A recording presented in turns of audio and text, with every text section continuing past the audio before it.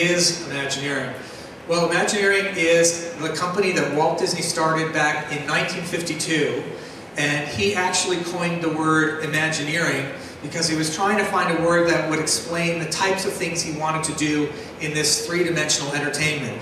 So it's the combination of imagination and, if you will, engineering equals Imagineering. The people who dream up the ideas and the people who bring those dreams to life. Now today, we have over 1,000 Imagineers around the world. You know that we have 11 parks and cruise ships and tour companies. And people often ask us, what is the secret to Imagineering? How is it, why do you do things differently and that feel and look and are so different from what your competitors do? And a lot of it really has to do with the fact that we grew out of the early days of the studio, and we grew out of the principles that Walt Disney established and which we follow to this day. I mean, Walt Disney really believed that his secret, if you will, to entertainment was to combine art and technology for storytelling. And he was always trying to push the boundaries of both of those. So let's go back and take a look, because how we do things today is really based on how things were created in the past. Now you all know this guy that Walt is with, Mickey Mouse, and Walt liked to say that it really was all started by a mouse. And in many ways that's true, because Mickey Mouse was the breakthrough for Walt of combining art and technology. As most of you probably know, Walt introduced Mickey Mouse in the world's first sound cartoon. And adding sound to the cartoon added so much to it that it really created a sensation and sort of launched Walt and his team into stardom. But he didn't stop there. He was always tinkering and experimenting. And the very next movie that he experimented on was one called Flowers and Trees. He was filming it, he was about halfway through filming it in black and white when he saw a new color process that Technicolor was creating. And Walt felt that color would add so much to this cartoon that he scrapped everything that he had created in black and white and had his artists start all over again in color. But it really paid off for him, because Flowers and Trees not only won an Academy Award, but it also created another sensation for Walt and showed him that this combination of art and technology was a winner. He also won an Academy Award for this invention, which is the multi-plane camera. When there was something that Walt wanted that didn't exist, he invented it. And he really wanted to have three-dimensional animation in his films. And he couldn't achieve it with the tools that he had. So they invented this multi-plane camera, and by having animation on many different levels and having the camera travel through it, he was able to create a much greater sense of depth, as you see here in a little piece of footage from the film. And this created yet another sensation and won him another Academy Award. And this was a tradition that Walt sort of carried on and on. But pretty quickly he got the idea that the cartoon was not the star of the motion picture. It was filler, if you will, and that the real star was the feature-length film. And so Walt decided he would take the big risk of trying to do a feature-length cartoon. Now at the time, the critics all said it would be a spectacular failure. It would never succeed. But of course, we all know that Snow White and the Seven Dwarfs became one of actually the biggest successes of Walt Disney throughout his entire career. Again, he was using all the skills that he and his artists had garnered to that date. Telling a story, creating compelling characters, and using the technologies that he had created to create great depth and emotion in this motion picture. But he didn't stop there. When he was creating Fantasia, he really wanted to have a widescreen motion picture. And that didn't exist at the time Fantasia was being created, so he had his studio technicians invent a film process where the film went sideways through the projector instead of up and down, and that allowed him to have a bigger frame size to create a more spectacular attraction. And he wanted to create dimensional sound, and so Fantasia became the first introduction of stereophonic sound in motion pictures. During World War II, all of the production at the studio stopped. And when the war was over, Walt realized that he had to diversify the types of products he was creating if he was going to be successful. So he tried his hand at live-action filmmaking, which of course led to movies like 20,000 Leagues Under the Sea and Mary Poppins. But all the time that he was doing this, he also had this other idea in his head for a little family park, which came to be known as Disneyland. So Walt was going to build this three-dimensional park that was going to be steel and concrete and plants, and he went to a very famous architect in Los Angeles, Walt Beckett, And he said, I want you to build Disneyland for me. And Walt and Beckett said, well, tell me what it is. And Walt explained it to him. And when he was done, Walt and Beckett said, you know, Walt, you are going to need architects to build this eventually, but they're not going to understand what you have in mind. What you have in mind is so much a part of the cinema world that you're going to have to build your own team to create this. And so the very first Imagineers actually came from the studio. And they were the colleagues of Walt who had created the animated features and the live action product. And Walt simply said, you guys are going to build this three-dimensional park called Disneyland. And they said, we've never done anything like this. And he said, well, you'll figure it out as you go. So they had a really great initial assignment from Walt. And so on the sound stages, this is at the Burbank Studios in California, instead of building Conestoga wagons for Western movies, they were building a full-size riverboat, the Mark Twain riverboat that would sail the rivers of America. And instead of building the squid for 20,000 Leagues Under the Sea, they were building mechanical animals for a Jungle Cruise adventure. So Walt really took all of these skills, and these Imagineers created the very first theme park of Disneyland in 1955 in Anaheim. And Walt's vision for the park was very different from other amusement parks. And in fact, everyone he talked to in the amusement park industry told him he would be a spectacular failure. All of the things that Walt wanted to do, they said, would never work, and he believed otherwise. His park would be different. It would be immaculately clean. All of the employees would be called cast members. They would be part of the show. They would wear costumes that would relate to the lands they worked in, and the lands would be shielded from the outside world by building up this big dirt berm that with landscaping would never let you see the outside world when you're in this fantasy world. So this notion of stepping into the movie, which is what Walt thought of the parks as being like, was born. Okay, so how do we as Imagineers create these shows that you have seen in our parks and continue to see? Well, this is a Walt Disney quote. It's kind of fun to do the impossible, and that's kind of the way we look at things at Walt Disney Imagineering. We love taking impossible ideas and making them possible. And it all starts in a process you see here, which we call our brainstorming sessions. Every attraction, every hotel, everything that you see in our parks starts in a room like this, with a group of people sitting around and starting to throw out crazy ideas until a good one gels. And we have only one rule at this time, and that is that there are no bad ideas. Now, I know what you're saying. There have to be bad ideas, and there are bad ideas.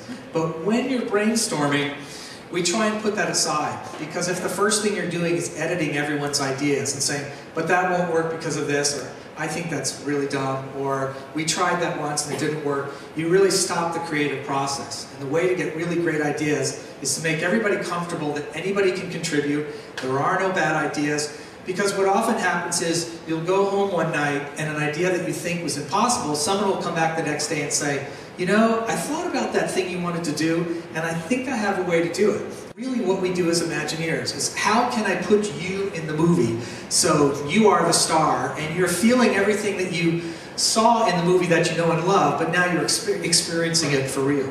Flying is one of those fantasies that I think, you know, has always existed and always will exist. And, you know, many of you have certainly ridden Peter Pan's flight in our Magic Kingdom parks here at Disneyland Paris, and know that, you know, it is one of the most popular attractions we have ever created. That sensation of flying over Neverland and flying over London and looking down from that ship is such a magical experience. And several years ago, we decided, well, we've done that in a fantasy way. Could we actually do a flying thing that was more realistic?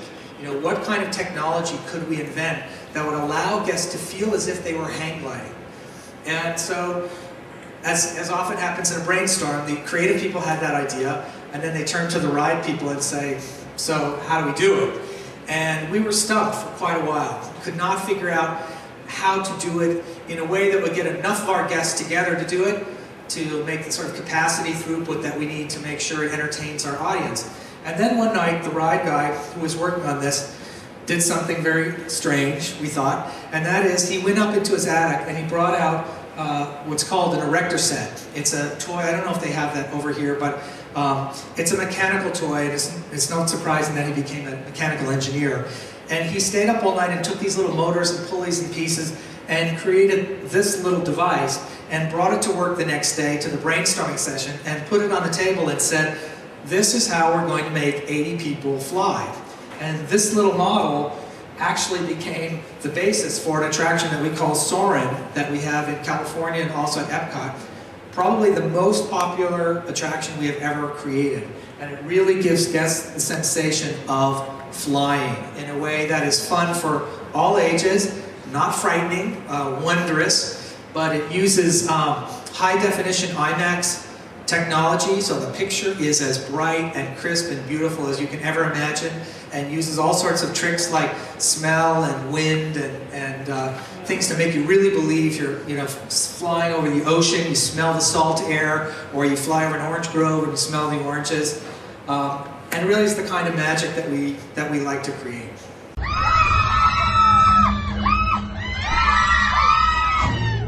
Tower of Terror began in a brainstorm session where our Imagineers were working on what's now known as Disney's Hollywood Studios in Florida, and wanted to create a modern, almost a modern twist on the Haunted Mansion, a supernatural experience that would be state-of-the-art in terms of storytelling and state-of-the-art in terms of thrill.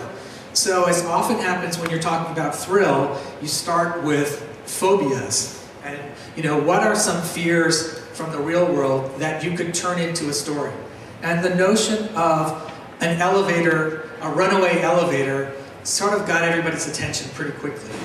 And that seemed like a really fun idea, a haunted hotel with an elevator where essentially the cable snaps and you drop. But that wasn't enough because we are so story-based. It was like, well, what story could you attach it? Because you need to have a story. It's not just about the technology, it's not just about the thrill. We're putting our guests in the middle of a story. And so after a lot of different properties were talked about, we really settled on the Twilight Zone. We really felt that the Twilight Zone had a rich mythology of supernatural, unexplained occurrences, and we thought it would be really fun if we took the story conceit that we had discovered a missing episode of the Twilight Zone that no one had ever seen before, and that our Imagineers discovered. And in this story, which takes place in Hollywood at the heyday, that there was this hotel that was a very lavish hotel, and all the stars and elite would go to this hotel, and then one night something happened, and lightning struck this hotel, and a portion of the hotel and 5 guests who were in an elevator were suddenly transported to another dimension.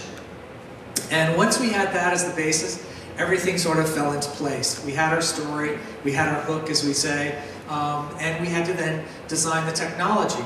Now, as you can imagine, we continue, like I said, in the footsteps of Walt. So sometimes we invent the technology, and sometimes we go find it. And in this case, there are companies that make elevators. We weren't going to reinvent the wheel, so we went to these companies and we explained what we wanted to do, and they were kind of shocked. And they said, we have spent our company's entire history making sure that what you want to happen will never happen. And we said, but this is what we're trying to do from a story standpoint. And once they knew what we wanted to do, they collaborated with us and created the ride system that enables you to fall faster than gravity, 13 stories faster than gravity, in the Twilight Zone Tower of Terror. Twilight Zone Tower of Terror. A 13-story plot, faster than gravity itself. Straight down to the historically haunted Hollywood Tower Hotel. The Twilight Zone Tower of Terror. You can't miss it. Drop in if you dare. So, a story. Everything has to have a story. We use a lot of technology in our attractions, but it's never for technology's sake. It's always in support of the story we're trying to tell, as it has been, since Walt's days. We have a lot of fun. We get to play a lot as Imagineers, but as you can tell, to make things out of steel and concrete that run every day for our guests takes a lot of the, not just the dreamers, but the doer side of our company. And it really is the people at Imagineering, I think, the collection of artists and talented people that we have that makes our organization so unique. On any given day, somewhere in Imagineering, there's a brainstorming session going on, and sometimes ideas come quickly, sometimes it may be months of brainstorming, some projects it may be years, of work before you finally get to the point where everyone gives it, it's saying Hollywood, the green light to go. It's a lot easier to change it when it's paper on a wall and little models than it is when you know, put the last piece of concrete in. You know, a lot of times we'll come up with ideas and the technology to pull them off isn't there. We have a show that's called Mickey's PhilharMagic that we have in Florida, and we have it in Hong Kong as well. And it is a 3D movie that brings our animated characters to life. And the technology wasn't there for many years. There's a version of that show that was done decades ago with animatronic figures, and yet they didn't quite come to life the way we wanted to. And so it wasn't until we had done some work with feature animation in bringing the genie to life from Aladdin in computer-generated imagery that we felt confident that we could take more of our classic stories into that realm. And once the technology was there to do it, then the story came together for that one fairly quickly. Other times, it's, you know, something like Tower of Terror. You know, you come up with, there's a need for a certain type of attraction, and you come up with the idea, and then you're in search of a vendor that can bring it to life for you. Sometimes it's chicken and the egg. Sometimes we find a technology and we look for a story around it, and sometimes we have a story and have to find the technology.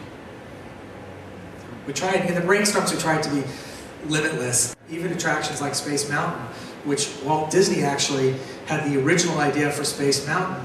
The fact that you have so many vehicles moving simultaneously in the dark required computer technology for monitoring that didn't exist when Walt was alive.